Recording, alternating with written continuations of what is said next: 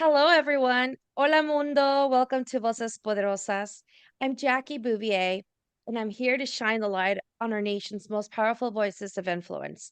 I'm honored to have created a movement that highlights and celebrates the brilliance of our best Latinos 365 days of the year. These interviews inspire and empower Latinidad, showcasing voices that impact and drive change. However, for Hispanic Heritage Month, I am focusing on the Voces Poderosas as a transformative shortcast, and this spotlights trailblazers, pioneers, catalysts, leaders.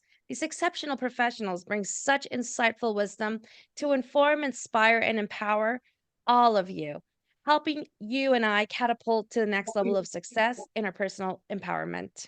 But today I am honored to have my dear friend Refugio Atilano, director and author of the Latino Leadership Playbook, a DEI Award winner and recognized for excellence in cultural competency.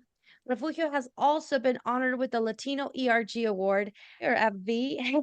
His commitment to meeting the diverse needs of all patient communities is truly inspiring. Please join me in welcoming Refugio. Welcome, amigo. How are you? Good, Jackie. Good to be here with you and happy Hispanic or Latino Heritage Month. Just really exciting time of year and I'm really excited to be here with you. Thanks. I am excited. I've been looking forward to having you on Voces Poderosas. I consider you Voces Poderosas 365 days. You're just a powerful leader that is making a difference and a change out there. Mhm. Just really quick, why don't you tell me about yourself? Tell me your story. Tell me what you'd like to share with the audience today. Yeah, absolutely. I've done a lot of these and I've talked about my life story. I'll be brief in that, but I want to talk about really, kind of where I am in my journey and how we move forward as a community. So born and raised Chicago, second generation Mexican. I've been a corporate guy my entire career, many different industries, and now with AbbVie, a pharmaceutical company, global pharmaceutical company. And my journey has been a lot of peaks, a lot of valleys, and now I'm in a spot now where I'm a senior leader. I love coaching, I love mentoring, especially Latinos and Latinas. And so I wrote the Latino Leadership Playbook, and I've developed leadership programs just for Latinos at $500 a participant, so very affordable. Um, but now I'm really at the point where how do we spark meaningful action? One of the things, when we go to conferences or we do a lot of, I go to a lot of talks, is, I hear the data, the Latino data and the representation gaps and all this stuff, right? I hear the inspirational stories. I came from this and now I'm up here, which is phenomenal. At this point in time, if we want to change representation, we have to change our behaviors. We have to start taking ownership of our own development, and so that's why I'm here, is to spark action, to spark all of us taking ownership of our development with tools like mine, my playbook or my program, and others, right? There's ASEV, Angel Gomez, etc. There are some great programs out there, but bottom line is Latinos, we need to start taking ownership and developing. Once we start doing that, the numbers game is going to change. That's great. And how do you feel it culturally has aligned with you, your culture, even launching this playbook, I think a year ago, right? Yeah, about a year ago. It's I believe in cultural leadership, and in my book, the first part of it really zooms in on the Latino culture and really our scripts and our superpowers. For instance, we're taught to keep your head down, work hard. We're very respectful. In the workplace, you have to be different. I'm not saying being disrespectful. You always want to be respectful, but you have to learn to advocate for yourself. You have to learn to create and drive and communicate big ideas for the organization, even if it goes against the status quo. You got to be able to do that comfortably and efficiently and effectively. Um, you got to be able to use your natural superpower. So, for instance, we are natural collaborators. We're natural relationship people. We have great problem solving skills, and we plug into to different cultures around the world. All those are superpowers that we have naturally, and we can use those in our everyday jobs. And I cover a lot of that in my book and in my training. Um, it's really how to navigate our culture to bring value to your career and to the workplace. When you do it right and do it effectively, hopefully as I have done, it opens up opportunities, whether career opportunities, whether sponsor opportunities, or everything else in between. bottom line is it can open up really great doors for you. Well, that's great. And what you're doing is meaningful and powerful. How does that align with the generation, the new generation coming up and trying to figure out what to do? I believe you're putting these books in universities, and I think it's interesting to ask the question, right? What advice do you give the younger generation? It's a different breed out there with the digital era, right? The You AI know, and it is, but it isn't. What's interesting is I've done for me it's programs. I know I have the book out there. For me, getting people into programs, that's the business, right? That's what's going to change things. Obviously, the book is supporting that.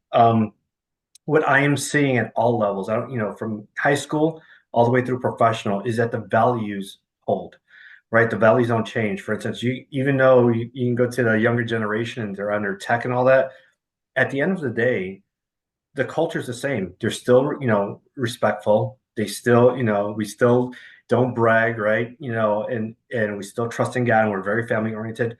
That never changes.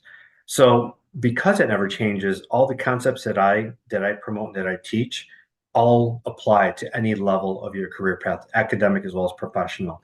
So that's the thing I'm seeing today. And my advice for the younger generation is to start your leadership development now. A lot of people don't notice as you get into your career, if you want to get into senior level roles, it's 85% soft skills or leadership skills and only 15% hard skills.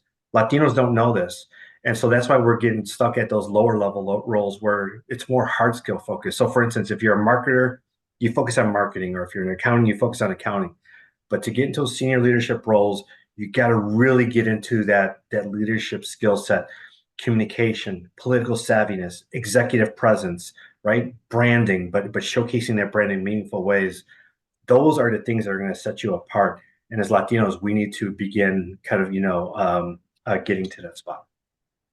so then from your perspective, what achievement do you still believe or think that is still needed to be pursued for our community or that younger or anyone out there in corporate America to grow and success? What would be those achievements that they would need? Yeah, the first thing is take action, right? And take ownership. Every one of us is responsible for again, if you want to move up in your career, if you want to optimize your career, taking investing in leadership is almost it's your job, right? It's you have your normal job, but developing your leadership skill set and capability, that's a requirement if you want to accelerate. Now, if you don't, if you're comfortable in your life and that's all you want, that's perfectly fine too. There's depending on your family situation. However, if you're young, or even not young, but if you're frustrated or you just don't know what to do and you want to accelerate, investing in yourself, investing in leadership, books, tools, videos, programs, all that is a requirement. I heard a quote I like to use from Stedman Graham, Oprah's partner. He made a quote. He says, "If you are not developing, you're out." And that is so true. In the workplace, if you're not spending time developing your leadership capability, you are out. You are out as far as promotions. You are out as far as getting sponsors or these high level mentors or these great opportunities. It's not going to exist. To get these opportunities, you have to go above and beyond. You have to showcase your leadership capability. You have to provide impact across the organization. You do those things, you're setting up yourself for great success.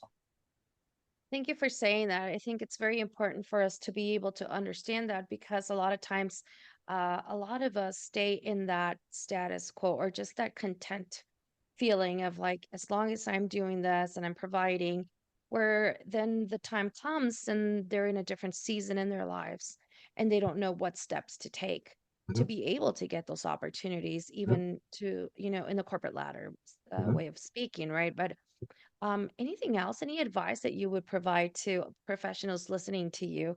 Or what have you been telling people when you're out there? Because I see you everywhere. Yeah. Mm. Yeah, the biggest thing is, I hear a lot, as Latin, I hear a lot of conversations, hey, we need to be sponsored and we need to be promoted and looked at, which 100% I agree with. The biggest piece of advice, or one of the biggest is you got to make yourself sponsor ready, Able. right? You got to, yeah, you got to Sponsorable. sponsorable. Great word. Sponsorable. I'm going to use that. You got to make yourself promotionable, right? And the only way to do that is you got to go above and beyond. You, like I said, it's all about impact and not just in your job, right? But it's really how do you add impact in many different ways. And I always tell people it's not who you know, it's who knows you. And the only way people are going to know you is they need to see you in action in different parts of the organization. The more people that know you, especially senior leaders, that's how you get sponsored, right? That's how you get opportunities. That's how you get tapped on the shoulder. In my program, I cover all these things. I tell you exactly how to do it, when to do it, and how to, who to do it with, It's great. because all these are very powerful insights. But again, I help you stand out in the workplace, continue investing in yourself, and great things will happen. That's great to hear. As you know, I'm an entrepreneur. I coach and lead and startups, incubators, and so I tend to be in that area a lot. So, but I was in corporate America before. So my question that brings up a good point because I talk about the why and the alignment and the passion and understanding your target market, your target audience, your target customer, right? So in this case, when someone is in corporate America and they're not an entrepreneur, how do they find their why? How do they align with that passion and purpose in an organization? Yeah, and I'll use myself as an example. I'm director of cultural competency, and so my why is plugging into communities. So I'm leading with the Latino community. So my why is making the community better from a healthcare perspective. But even before that, finding your why is before I was in I shouldn't say general, but I led global initiatives. And whatever I got involved with, a couple of things. One is I made sure that my work tied to the company strategy goals, right? And so I think of how I support the overall company, message that.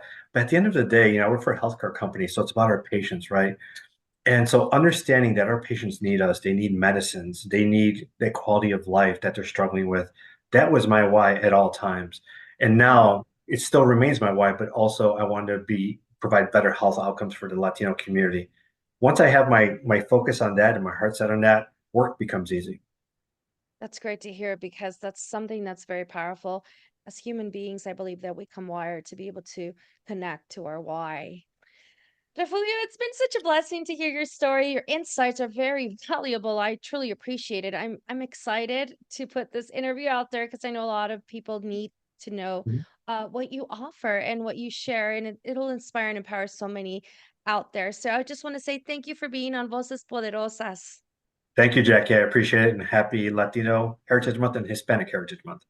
Yes, all 365 days of the year. Absolutely. Thank you. Thank you.